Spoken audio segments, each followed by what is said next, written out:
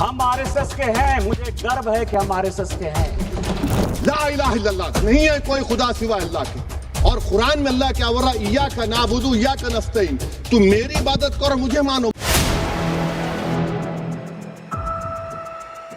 संसद में ओवैसी ने कहा कि अल्लाह के सिवा कोई खुदा नहीं। वहीं दोस्त निशिकांत दुबे ने कहा कि मैं आरएसएस का हूं, इस पर मुझे गर्व है। इस वीडियो में हम इसी पर करेंगे बात। नमस्कार, 4 PM पर आप सभी का स्वागत है। दोस्तों, संसद में एक ऐसा नजारा देखने को मिला जहां दोस्ती भी थी, तकरार भी थी और बहस में धर्म से लेकर राष्ट्रवाद तक सब कुछ गूंजा। जी हां, जब संसद में वंदे मातरम पर चर्चा हो रही थी तो दो साथी फिर सुर्खियों में आ गए। एक ने कहा अल्लाह के सिवा कोई खुदा नहीं, दूसरे ने कहा आरएसएस पर हमें गर्व है। भारतीय लोकतंत्र की सबसे बड़ी खूबी यही है कि यहां विचारधाराएं अलग हो सकती हैं, लेकिन देश और उसके हितों के मामले में सभी एक साथ खड़े दिखाई देते हैं।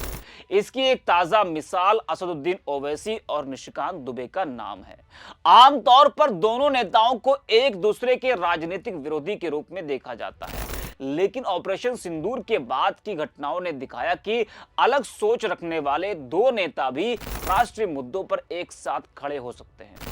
सरकार ने ऑपरेशन सिंदूर के बाद पाकिस्तान के झूठ और आतंकवाद से जुड़े मुद्दों के बारे में दुनिया को जानकारी देने के लिए 7 सर्वदलीय प्रतिनिधिमंडल बनाए थे।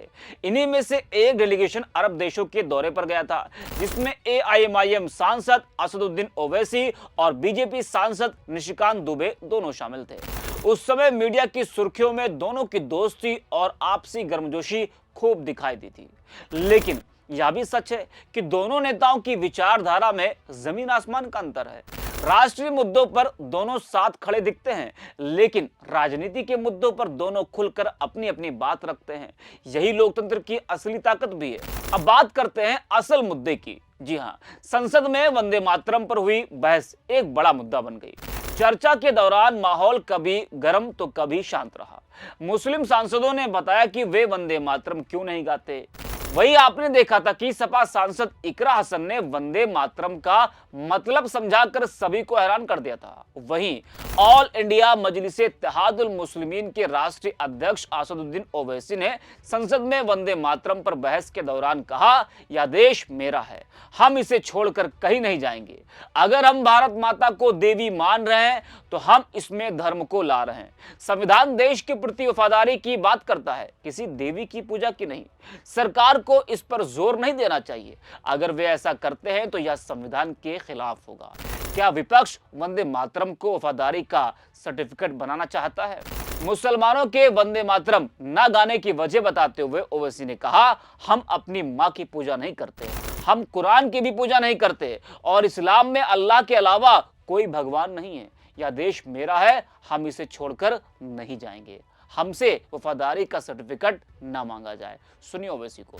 जो वहीं पर मर गए, खबर वहां पर है, बताओ मेरी कौमियत क्या थी। मैडम, मैं एक मुसलमान हूं, मैं इस्लाम को मानने वाला बावकार इंसान हूं और मेरे मजहब की बुनियादी तालीम तौहीद है। ला इलाहा इल्लल्लाह, नहीं है कोई खुदा सिवा अल्लाह के। और कुरान में अल्लाह क्या बोल रहा, इय्याका नाबुदु इय्याका नस्तईन, तुम मेरी इबादत करो मुझे मानो। मुझे कहां से मिल रहा? आर्टिकल 25 से मिल रहा है। मुझे कहां से मिल रहा है? Liberty of thought, expression, belief, faith and worship से मिल रहा है। तो इसको जोड़ना यह बहुत ही खतरनाक होगा। और हमारे प्रॉफेट मोहम्मद सल्लल्लाहु अलैहि वसल्लम जब मदीने को गए तो उन्होंने उस वतन के लिए दुआ की, कहा कि अल्लाह मदीने की मोहब्बत हमारे दिलों में और इजाफा कर दे, मक्के से ज्यादा कर दे। तो ये इस्लाम, मुसलमान होना, हमारे ईमान में मुल्क की मोहब्बत बीच में नहीं आती और मुल्क से मोहब्बत है और रहेगी हमेशा। तो देखा और सुना आपने। उधर बीजेपी सांसद निशिकांत दुबे ने विपक्ष के आरोपों का तेजी से जवाब दिया। निशिकांत दुबे ने कहा, मैं आरएसएस से हूं और मुझे इस पर गर्व है। उन्होंने राहुल गांधी पर तंज कसते हुए कहा, आए थे हरि भजन को, ओटन लगे कपास, खोदा पहाड़ निकली चुहिया। यह वही कांग्रेस है जो शहीदों की चिताओं पर खड़ी हुई, जिसने देश को बांटा। आज राहुल गांधी कांपते और कंफ्यूज नजर आ रहे थे। अचानक वे संविधान की बात करने लगे। मैं 1976 की पूरी संविधान संशोधन बहस लेकर आया हूं। कैसे कांग्रेस ने संविधान को कुचला, इसका उनके पास कोई जवाब नहीं है। जरा आप भी सुनिए निशिकांत दुबे को। हाँ, हम आरएसएस के हैं, हम आरएसएस के हैं, मुझे गर्व है कि हम आरएसएस के हैं। और आरएसएस के इसीलिए हैं कि ऋण है शरीरों में, ऋण है शहीदों का, मगर कैसे चुकाएंगे? ऋण है शहीदों का, मगर कैसे चुकाएंगे? लहू की जब तक बूंद है तब तक तिरंगा लहराएंगे। यही आरएसएस का मापदंड है और यही हमारा विषय है। तो देखा आपने, तो दोनों ने संसद में धर्म और आस्था के आधार पर अपनी अपनी बात रखी और दूसरे दोस्त ने संगठन और अपनी वैचारिक पृष्ठभूमि पर गर्व जताते हुए जवाब दिया। विचार भले अलग हों, पर दोनों ने लोकतंत्र के दायरे में रहकर अपनी आवाज उठाई। यही भारत की सुंदरता है। विचार अलग, रास्ते अलग, प्रदेश एक। लोकतंत्र में बहस होती है, मतभेद होते हैं, पर व्यक्तिगत रिश्ते और राष्ट्र हित हमेशा सबसे ऊपर रहते हैं। तो इस वीडियो में इतना ही। आप देखते रहिए 4PM। अभी मैडम यहाँ पर आनंद मठ के बारे में बहुत कुछ कहा गया। मैं सिर्फ 2 मिसालें आपको देता हूँ। आनंद मठ के पेज नंबर 70 और 80 को पढ़ लीजिए। इसके बाद सनातन जहां मुसलमानों के घर पाते थे, इन्हें आग लगा देते थे। आप पेज नंबर 98 पढ़िए। हमें सिर्फ इन मुसलमानों को जड़ से खत्म करना है क्योंकि खुदा के दुश्मन बन चुके हैं। फिर आप पेज नंबर 115-16 दीजिए। फिर मुख्तलिफ इलाकों में मुसलमानों को सजा देने के लिए भेजे जाते, जहां मुसलमान आबादी नजर आती जला दिया जाता। फिर आप देख लीजिए मैडम, सफे नंबर 120 पेज 120, बंकिम लिखते हैं कि सनातियों को मालूम नहीं था कि अंग्रेज हिंदुस्तान को निजात दिलाने वाले हैं। मुझे वतन से बेइंतहा मोहब्बत है मैडम, और इंशाल्लाह हमेशा रहेगी। मगर बावजूद इसके कि मेरी मस्जिद, मेरी इबादत गाह, मेरे कपड़े, मेरे कारोबार पर हमले होते, मगर मैं फिर भी कहता हूं कि वतन मेरा, हर वतन को हम छोड़कर नहीं जाएंगे। मगर हुब्बुल वतनी का क्या मुतालबा है? हुब्बुल वतनी ये कहता है कि वतन से मोहब्बत है तो जुल्म को खत्म करो, गरीबी को खत्म करो, बेरोजगारी को खत्म करो, जबर का खात्मा करो, अमन का गहवारा बनाओ, पाकिस्तान की दहशतगर्दी को खत्म करो, एक्सप्लॉयटेशन को रोको, शरारत को रोको, मुल्क के खिलाफ की जाने वाली साजिश खत्म करो।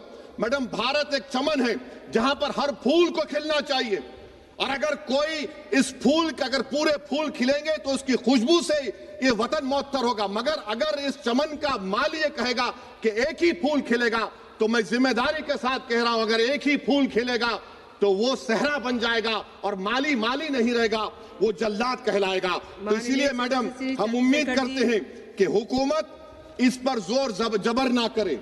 मेरा राइट है, यकीनन मैं जानता हूं कि आजादी के लड़ाई में वंदे मातरम का नारा था, मगर अगर आप इसको जबर करेंगे तो ये संविधान के खिलाफ है। वफादारी का सर्टिफिकेट हमसे मत लीजिए मैडम, खत्म कर रहा हूं। वफादारी का सर्टिफिकेट हमसे मत लीजिए। आपके बुजुर्गों के कोई एक किताब में लिख के क्या लिखा है बता दीजिए, कहां पर क्या लिखा हुआ है। मैं अपनी बात को खत्म कर देता हूं मैडम, क्योंकि आप बहुत जल्दी में हैं। कि भारत जिंदाबाद, हिंदू मुसलमान जिंदाबाद, दलित जिंदाबाद, ईसाई जिंदाबाद, आदिवासी जिंदाबाद, जो किसी खुदा को नहीं मानते वो भी जिंदाबाद। तो हम उम्मीद करते कि इस रूह को आप समझेंगे, अगर आप सिर्फ अपनी आइडियोलॉजी को लेकर चलेंगे। और आखिर में मैडम, जनाब बंकिम चंद्रा साहब के बारे में मैं आपके सामने डॉक्यूमेंट लेकर रहा हूं कि उन्होंने बीए का एग्जाम पास नहीं किया था, 7 मार्क्स से फेल हो गए थे, ये भी रख रहा हूं। तो आप जिसको लिटरेरी जायंट बता रहे, ये नहीं है। बहुत बहुत शुक्रिया।